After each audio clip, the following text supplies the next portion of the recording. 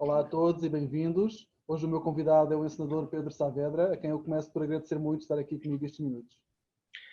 Obrigado eu, Pedro, por me convidares neste tempo tão estranho que estamos a viver, em que vamos tentar ser otimistas, espero. Sim, espero que sim. Olha, e começava já por te perguntar ou te pedir para falares um pouco deste espetáculo que tu tens, já tiveste em cena, vais ainda ter mais algumas apresentações, chamado Os Princípios do Novo Homem. O que é que podemos esperar? É literalmente isso, é uma tentativa de eu ir pesquisar os meus próprios princípios como estudante, como amante do teatro e como alguém que durante 10 anos parou por necessidade e por vontade de ver à distância.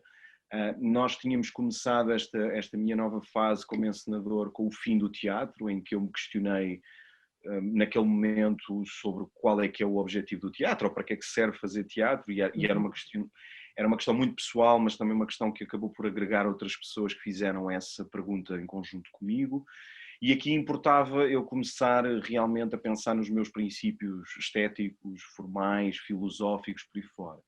Depois houve a coincidência de eu me cruzar com um artigo muito interessante do Javier Riojo, no El País, sobre o facto do Miguel de Cervantes Saavedra ter estado em Lisboa durante 3 anos, em 1581, antes de ter escrito o Dom Quixote. Eu sempre achei uma grande piada à questão dos nossos nomes, porque eu sempre senti que tinha um nome muito esquisito e não percebia porquê.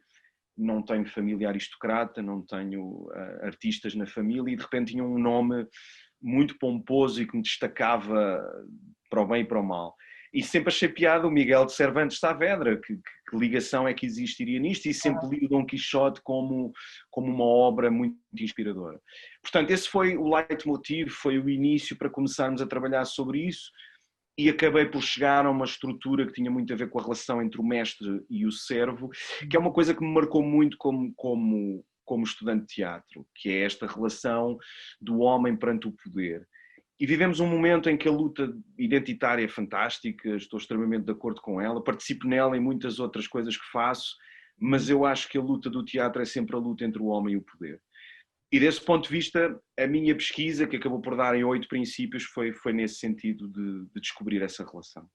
Okay. E essa relação, pronto, vem de trás e ainda hoje se vê, não é? Como tu acabaste de dizer. Acho que temos que voltar a falar dela mais ainda, porque há um perigo que nos rodeia, que é andarmos para trás nas evoluções e nas conquistas que tivemos nestes últimos anos de democracia, não só em Portugal, em todas as democracias liberais, ocidentais. Isso está a acontecer em que parece que há pessoas que querem que o mundo pare de evoluir do ponto de vista dos costumes, dos valores, e há claramente uma agressão de cima para baixo, que eu acho que é importante voltarmos a reparar nela. Aliás, neste espetáculo, que não é um espetáculo no século XVI, como é óbvio, porque eu nunca lá estive, nós tivemos inclusivamente esse cuidado de lá colocarmos a relação de poder também pelo facto que uma das personagens é uma mulher mascarada de homem, que também é um artifício comum que vemos logo no teatro isabelino e depois no iluminismo.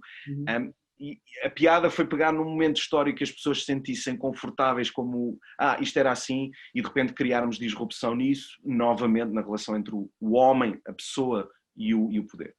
Ok. E consideras que há alguma coisa que se possa aprender com o panorama cultural do século XVI, que retires para os dias de hoje? Sobretudo a descoberta de novas formas no mundo, ou seja, o século XVI é muito interessante porque é o momento em que realmente o novo mundo, ou seja, o mundo desconhecido aos europeus na altura, começa a ter ecos na pessoa comum, do ponto de vista das coisas que se comiam, do ponto de vista da zoologia, da botânica, de outros povos, de outras culturas que começam a ter influências, e de facto as pessoas tiveram que renovar a forma como encaravam o mundo. E hoje em dia eu sinto que nós continuamos a ter essa necessidade absoluta de definir o mundo, de o fechar, o mundo começa aqui e acaba acolá. E não, nós estamos sempre a ser surpreendidos porque nada na natureza é estanque, portanto nós fazemos parte da natureza, também estamos constantemente nesse conflito. E o século XVI é muito parecido, e até o maneirismo, com a forma como, repara, era um período muito interessante em que se dizia que a arte não podia evoluir mais. Que é um momento em que estamos também, o Renascimento tinha tido um valor extraordinário, e quase que estava-se a chegar àquele ponto, e daí o maneirismo, que era uma espécie de forma quase só formal de ver a arte. Portanto, há muitas parecenças de costumes, mas repara, essas parecenças são cíclicas.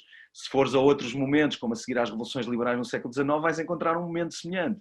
Portanto, esse não reescrever, mas rever da história, a mim interessa muito como escritor, interessa muito como encenador, porque as pessoas têm uma visão, por vezes hollywoodesca, dos períodos históricos da sociedade em que vivem, neste caso a nossa ocidental, e é muito interessante tu ires lá e criares disrupção, porque terão acontecido coisas que não nos foram contadas na história e que nós podemos lá colocar e questionar. Porque a história é sempre um ponto de vista, portanto, nunca é uma coisa do passado, é sempre uma coisa do presente, porque o ponto de vista é o de hoje. Exato. E tu encontras alguns pontos em comum com o teu anterior espetáculo, o Fim do Teatro? Acho que há aqui um percurso. Encontro sobretudo o questionar do que é uma forma teatral. Eu sou, como espectador, muito interessado nas formas performáticas que nos rodeiam mesmo, porque acho que nos levaram um bocadinho, como as experiências científicas nos levaram a novos mundos do ponto de vista químico, do ponto de vista das descobertas. Eu sinto que a performance tem esse lado, mas eu estou mesmo a questionar o teatro. O teatro como algo construído dentro do universo do palco, como algo construído com personagens que são claramente ficcionais, não são os verdadeiros, não são os atores. E o que eu tento é ligar coisas como, por exemplo, eles estarem caracterizados excessivamente na cara, tentarmos usar muito panos, porque os panos são uma coisa que eu sempre liguei muito ao teatro, aquela coisa de estares atrás da cortina, o pano que esconde a outra realidade. E depois também uma espécie de disrupção com a realidade real do momento do espetáculo, que no caso do Fim do Teatro era um técnico que acabava por ser também personagem, e aqui nos princípios foi um elemento da produção que acaba também por ser um espectador dentro do espetáculo. Portanto, desse ponto de vista havia uma ligação muito forte. No caso dos princípios já é mais um bocadinho andar num momento da história muito correto e concreto. No Fim do Teatro não, era apenas um olhar bucólico sobre o passado. Okay. Queres falar um pouco sobre o processo de escrita? Como é que em geral é? Se neste texto foi diferente? Como é que... É completamente caótica, Pedro. Eu admiro sempre os escritores e os artistas em geral que tentam explicar uma metodologia de criação. Eu acho que a criação, sobretudo o primeiro ato, não é, aquela faísca, vem de coisas que tu não consegues explicar. Seja porque estás a ver um espetáculo de um colega, seja porque viste um pássaro levantado de uma árvore, seja porque viste um filme, ou no caso dos princípios, porque li um artigo num jornal. Esse momento é um momento que me faz geralmente escrever uma ideia, não é? Não escrever um texto, uma ideia. Para teres uma ideia, eu já vou para aí em 2029 nas ideias que tenho organizadas loucamente, utopicamente. Eu em 2028 acho que devo fazer isto, depois em 20... Diverte-me imenso esse ato de planeamento fictício. E isso são pequenas histórias que eu tenho resumidas numa sinopse, numa descrição muito breve. Depois o trabalho, eu tenho gostado muito de tentar descobrir um período, um momento qualquer que me obriga a ter que criar coerência e depois a escrever por cima disso. Mas geralmente vem dessa ideia muito básica. Nos princípios do Novo Homem a ideia era muito simples. Cervantes está em Lisboa, foi antes de escrever o Dom Quixote, como é que eu o consigo colocar nesta cidade a ser inspirado a escrever uma epopeia chamada Dom Quixote? E a partir daí tudo o resto foi atrás disso, tanto os factos como o nome da senhora que os hospeda, que se chama Teresa, como este Isaac, que é obviamente uma inspiração para o Sancho Panza, como a ideia dele ter um cargo nas Américas, que é uma coisa que o acompanhou a vida toda. Portanto, não há verdadeiramente uma metodologia. E vou-te dizer que o que dá trabalho não é escrever o texto, é rever o texto. Sim, escrever o texto é um ato, e tu sabes isso, é um ato automático, de prazer, de uma coisa que sai e que tu ficas feliz e extasiado. Depois revê-lo, descobrires que aquilo não faz sentido, pior ainda, mostrá-lo a pessoas muito mais inteligentes do que tu e com muito mais cultura do que tu dizes, epá, isto não faz sentido nenhum. Esse é um momento que, vou dizer, nos princípios do Novo Homem, eu só senti que o texto era bom para um espetáculo, porque em determinado momento conversei com o professor José Luís de Matos, que é um olicipógrafo fantástico, e que tivemos aqueles cafés na Confeitaria Nacional e tivemos uma tarde inteira a falar sobre o que era Lisboa, e que me fez mudar o título do espetáculo, me fez mudar a personagem. Pá, e quando eu finalmente enviei àquele senhor dos seus 80 e tal anos, e ele me faz um telefonema a dizer que se emocionou a ler o texto, e depois disse mais uma série de coisas, e disse: você não está a perceber, eu senti que estava no século XVI. Pronto, um historiador dizer-me isso depois facilita, mas lá estamos, depende do texto, depende. Claro, claro. E como é que foi o processo criativo de montar o espetáculo, trabalhar com esta equipa? Queres falar um pouco sobre isso? Isso foi muito duro, não pela equipa, mas pela pandemia. E, aliás, não fui um único, como é óbvio. Este espetáculo era suposto ter estreado em maio, acabou por estrear agora em outubro. Havia uma residência artística, ou seja, havia uma evolução natural e orgânica na construção do espetáculo que não existiu. Houve imensos ensaios Zoom, como estamos a ter agora. Houve imensas coisas que eu fui questionando, mas obrigou-me a uma coisa que eu nunca tinha feito: um guião. Ou seja, eu tive que adaptar o meu texto. Eu não uso o texto exatamente como ele lá está, não o uso todo, e fiz um trabalho, porque eu tinha que o fazer à distância, e tinha que ir propondo as ideias e tinha que ir recebendo feedback, e isso levou-nos à construção de um guião que permitiu que, por exemplo, a encenação se deslocasse do texto. E, de facto, há um momento de texto e há um momento de encenação. Isso foi a parte mais interessante, e depois a ajuda que tanto a Mia, o Miguel na interpretação deram às personagens, porque eu gosto sempre de trabalhar o passado das personagens que eles criam livremente e que nos permite depois descobrir relações. Há sempre uma biografia no início que nos permite, se calhar, trabalhar uma dimensão secreta que depois o público não percebe, mas sente que há ali qualquer coisa. Pá, o trabalho extraordinário da Cláudia Ribeiro nos figurinos, com quem eu nunca tinha trabalhado, da Sónia Rodrigues na cenografia, o Paulo Sabino na luz. Ou seja, este tempo, esta extensão de tempo, e por isso é que eu te falo do guião, permitiu-nos, por exemplo, construir as ideias com muito mais segurança. E isso foi muito bom para mim, porque era um segundo espetáculo onde eu não queria errar tanto como errei no primeiro. Não queria ser tão intuitivo, errar nesse sentido. Queria ser um bocadinho mais pragmático, mais consciente daquilo que eu estava a propor. E nisso a equipa ajudou-me imenso, porque fomos todos construindo lentamente. Portanto, quando chegámos aos ensaios já existia uma estrutura de encenação que depois fomos ainda melhorando, o que foi um prazer enorme depois vê-la feita. Eu estive a ler as notas sobre o espetáculo e deparei-me com uma pergunta que te vou fazer, que é a seguinte: como sobreviver à sensação de nunca sermos grandes o suficiente? Olha, isso é uma coisa que é uma espécie de um mantra que eu já usei no fim do teatro, porque a frase que está no texto é: seremos sempre destruídos pela sensação de não sermos grandes o suficiente. Isso tinha-me surgido pela personagem do diretor, que era um diretor falhado, que era um diretor que estava na reforma e que era um alter ego da minha psique nesse momento.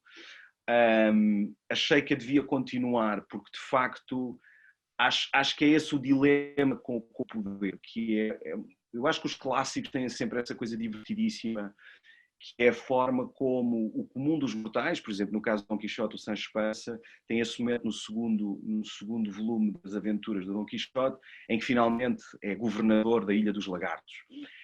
E ele sempre quis o poder e sempre quis ser ele o mestre, sempre quis ser ele o amo. E aquilo corre particularmente mal.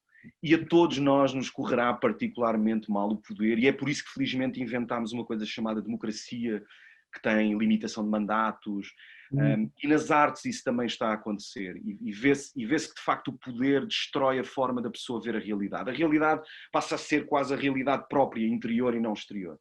Portanto, eu acho que acabaremos sempre por ter essa sensação de nunca sermos grandes o suficiente, nunca... Seja para os nossos amigos, seja para as pessoas que amamos, seja para as pessoas que veem os nossos espetáculos. Agora, a mim o que me interessa é sobretudo essa procura. É esse medo de destruição. Porque é que eu me sinto sempre com esse medo?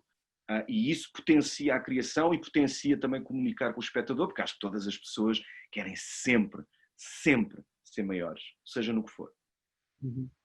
Para terminarmos a nossa conversa, peço-te um desejo para o teatro, para os tempos mais próximos. Mais colaboração. Eu tenho o privilégio de ter realizado um sonho há pouco tempo, como tu sabes, ter um programa de rádio, onde entrevisto pessoas. E hoje entrevistava um cientista e houve uma altura que me emocionei, porque ele estava-me a explicar que eles, quando têm um problema, falam uns com os outros. Já num processo qualquer, imagina que eu estou a fazer uma encenação e não sei como é que é de cativar um ator. Pá, e ele tem uma série de cientistas a quem manda e-mails e dizer, pá, eu estou aqui com este problema, como é que tu fizeste? E isso é uma coisa que eu não consigo entender desde 1996, quando comecei, porque é que colaboramos tão pouco? E porque é que temos tanto medo dessa colaboração, quando, muito sinceramente, Pedro, as coisas que nós fazemos são impossíveis de copiar. Mas temos muito esse medo. Temos muito esse medo de ir ver os trabalhos dos outros e ficar no fim e opinar. E opinar sinceramente, não é dizer, pá, que bonito. Eu acho que o que nos falta mesmo como classe, e vejo alguns sinais, e por exemplo a luta laboral que está a acontecer agora é interessante, porque estamos sempre a pensar, pá, devíamos ter um sindicato. Pá, há um sindicato, inscrevam-se. Devíamos ter uma plataforma. Há uma plataforma, inscrevam-se. Portanto, há sinais disso. Dá-me pena que as pessoas se escondam tanto e não colaborem, não haja um sítio onde a gente possa ir conversar uns com os outros e mandar-nos à merda, se for preciso, mas colaborar, trocar ideias, dizer discordo de ti, mas como é que tu fizeste isto? E eu sinto que, de facto, o nosso país sofre esse dilema não só na nossa área, mas que tem a ver com o facto do medo de o pequeno território que tu conseguiste adquirir já não o queres perder, então farás de tudo, incluindo estar calado, sobre os segredos que descobriste. Eu descobri um segredo, um formato em que pego nas fotografias e faço... Não é verdade. Nós nunca nos vamos copiar e acho que devíamos colaborar mais sem medo. É esse o meu desejo. Pedro, muito obrigado. Foi um gosto falar contigo. Obrigado eu, é sempre um prazer falar contigo.